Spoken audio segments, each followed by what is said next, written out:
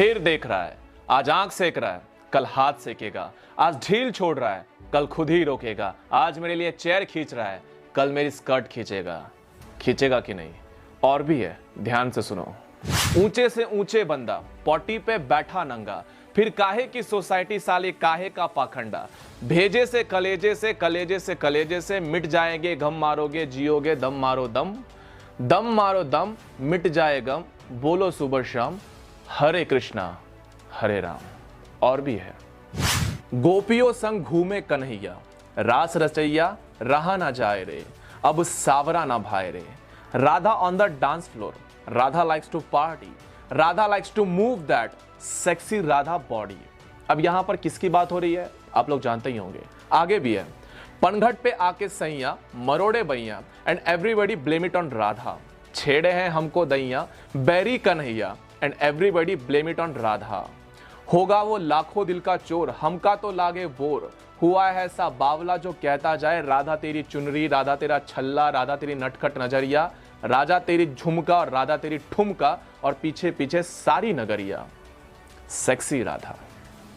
नमस्कार साथियों, जय सनातन। स्वागत है आप सबका अपने YouTube चैनल आशुतोष थॉट्स के अंदर, जहां बात करते हैं सत्य सनातन की और ऐसे सेंसिबल टॉपिक्स की और हमारे हिंदुत्व की। तो आज हम बात करने वाले हैं बेशरम बॉलीवुड के बारे में। अगर यहां पर कोई बॉलीवुड का फैन होगा, खास करके SRK के, सलमान खान के, आमिर खान के, तो पहली दफा में यहां पर निकल जा सकते हो, क्योंकि यहां पर वीडियो आपके लिए नहीं बनता। यहां पर वीडियो बनता है केवल अध्यात्म से रिलेटेड, और अगर थोड़ा बहुत शर्म लिहाज आपके पास बचा हो और हिंदू संस्कृति से 1% भी जुड़े हो तो ये वीडियो देखना, अन्यथा आपको बुरा लग सकता है। चलिए आज का वीडियो आरंभ करते हैं। किस प्रकार से आपके घरों के अंदर सॉफ्ट पॉर्न, जिसके बारे में मैंने कई बार बात किया है, वो परोसा जा रहा है, उन चीजों को नॉर्मलाइज किया जा रहा है। इस विषय में आज का वीडियो आरंभ करते हैं।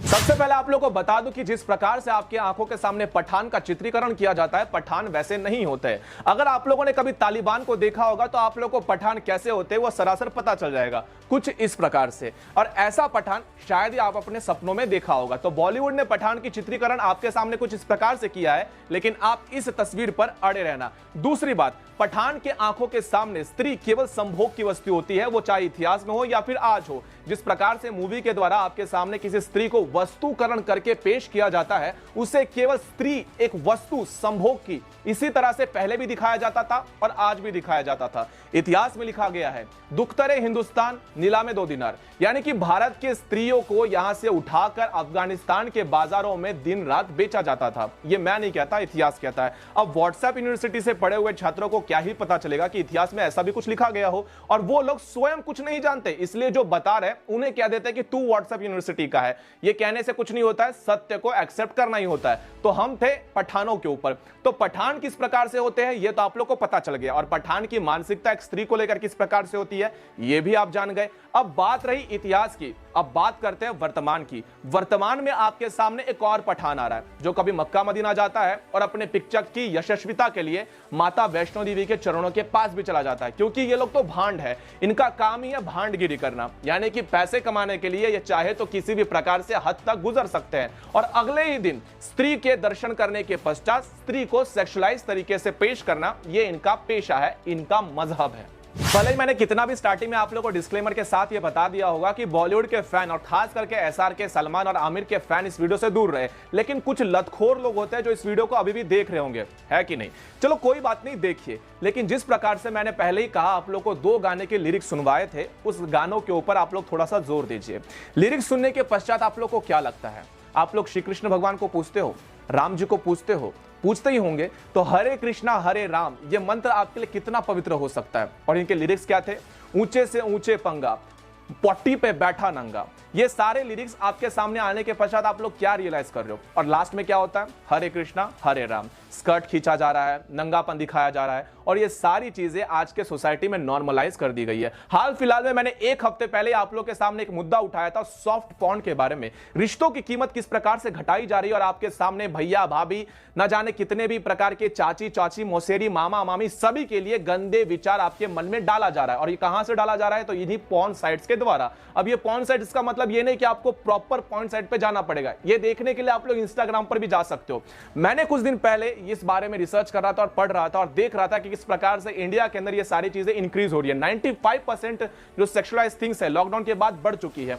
ये बढ़ने के बाद मैंने एक चीज ऑब्जर्व करी कि भैया की बीवी यानी कि उनकी पत्नी जो हमारे लिए मां समान हुआ करती थी, उस रिश्ते को पूरी तरह से घिना के रख दिया है। जब इस टॉपिक को मैंने उठाया तो बहुत से महान पुरुष और महान ज्ञानी लोग मुझे कमेंट में यह बताने के लिए आ गए कि आप लोगों की सोच छोटी है, आपके नजरों में खोट है। बिल्कुल है, हमारी सोच छोटी है, हमारा दिमाग खराब है, इसलिए हम लोग इस बात को बार बार बताने का प्रयास कर रहे हैं। एक बार अपने मां बाप के सामने भी इस बात को रख देना और कहना कि मुझे अपनी भाभी पसंद है।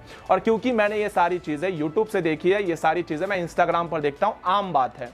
ये सारी चीजें इतनी ज्यादा नॉर्मलाइज कर दी गई है कि एक वेश्यावृत्ति से ज्यादा आजकल का जो पढ़ा लिखा समाज है, बॉलीवुड को चरम सीमा पर पहुंचाने में सबसे ज्यादा योगदान देने वाला यही समाज है। बेशरम रंग करके एक गाना आया, उसके ऊपर भी रिएक्शन दूंगा, लेकिन उससे पहले समाज की बात मैं कर रहा था। कुछ दिनों पहले मैं अपने एक बुजुर्ग चाचा से बात कर रहा था, बाबा ही कह लो उन्हें। तो मैंने बाबा से बात की कि बाबा, आपके जमाने में ऐसे प्रकार से घिनौनी हरकत हुआ करती थी? वो कह रहे थे बिल्कुल होती थी। तो आप लोग इससे डील कैसे करते थे? तो उन्होंने बड़े सरलता से मुझे उत्तर देते हुए कहा कि बेटा, जब भी बॉलीवुड या फिर किसी भी चित्रीकरण के द्वारा इस प्रकार से वल्गैरिटी का कोई गाना आता था तो समाज इन्हें अलग रखता था। ये समाज से पूरी तरह से विभक्त थे, ये पैसा कमाते थे, अपना शरीर प्रदर्शन करते थे और इन्हें केवल नचनिया के तौर पर ही देखा जाता था या फिर नाचने वाले के भांड के तौर पर ही देखा जाता था।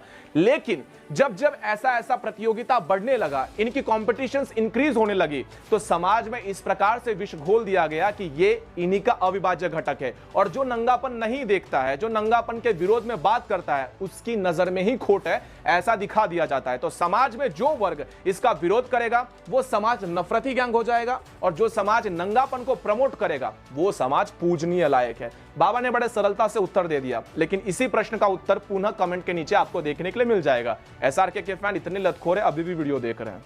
अब मेरी एक छोटी सी टिप्पणी है, जो कल का गाना आया उस गाने को देखने के पश्चात मेरे कोई मत नहीं है, क्योंकि मुझे इनसे कोई अपेक्षा ही नहीं है। बॉलीवुड जो कि नंगेपन पे उतारू हो चुका है, इनके पास वल्गैरिटी के अलावा कोई और ऑप्शन ही नहीं बचा है। भले ही आजकल के नौजवान युवा को यह पसंद आ रहा हो, लेकिन कुछ ऐसा वर्ग भी है जिन्हें श्री राम के नाम से या हरे कृष्णा के नाम से ऐसे गाने देखने में कोई रुचि नहीं है। उनके लिए भक्ति वाला मंत्र है जिसका उच्चारण करके आप लोगों ने न जाने कितने बार उनके हृदय को ठेस पहुंचाई है। और ऐसा ही गाना कल आया, उसके लिरिक्स से हमें कोई लेना देना नहीं है, लेकिन ये गाने जब आजकल के बच्चे देखेंगे, मैं श्योर हूं इस बात को लेकर कि आने वाले समय में, मैं दिखाऊंगा नहीं, आप लोग इंस्टाग्राम पर स्वयं देख लेना, आप लोग को ये गाने दिख जाएंगे और इसी प्रकार से बिकनी पहने हुए 16-17 साल की लड़कियां आप लोग को नाचते हुए नजर आ जाएगी। समाज में ये तो पूरी तरह से नॉर्मलाइज कर दी गई है। अब आपका ये ओपिनियन क्या है, आप लोग कमेंट में बॉक्स में बताएं। आप लोग को चाहे तो मुझे जो मन करे बोल सकते हो, मुझे कोई फर्क नहीं पड़ता है। साउथ इंडस्ट्री से भी मुझे ज्यादा कुछ लेना देना है नहीं, क्योंकि वहां पर भी सारी जगह पर एक जैसा ही होता है। भोजपुरी इंडस्ट्री में भी यही चीज होती है, हर एक इंडस्ट्री में ये गंदगी पनपती है। इवन मराठी इंडस्ट्री में बहुत ऐसे गंदगी पिक्चर है जो भरे पड़े हैं, लेकिन इसके बावजूद भी और भी बहुत सारे अच्छे कंटेंट्स हैं जो कि आप देख सकते हो इतिहास से रिलेटेड। लेकिन आवश्यकता नहीं कि यही चीज देखा जाए, अलग अलग चीजें देखना भी चाहिए, लेकिन इसका अर्थ यह नहीं कि अश्लीलता को इतना नॉर्मल कर दिया जाए कि आप लोग नंगेपन पर उतारू हो जाओ और जो इसके विरोध में बात करे वो नफरत फैलाते हैं, वो गलत कहते हैं। फिर सलाम है आपके बुद्धि को और मैं आपको दंडवत प्रणाम करता हूं आपकी ऐसी सोच को। बाकी ये गाना आप अपने मां बाप के साथ, अपनी बहन के साथ अवश्य बैठकर देखिए और पठान पिक्चर का आनंद लीजिए। अगले वीडियो के अंदर मिलता हूं सनातनियों, तब तक के लिए जय सनातन।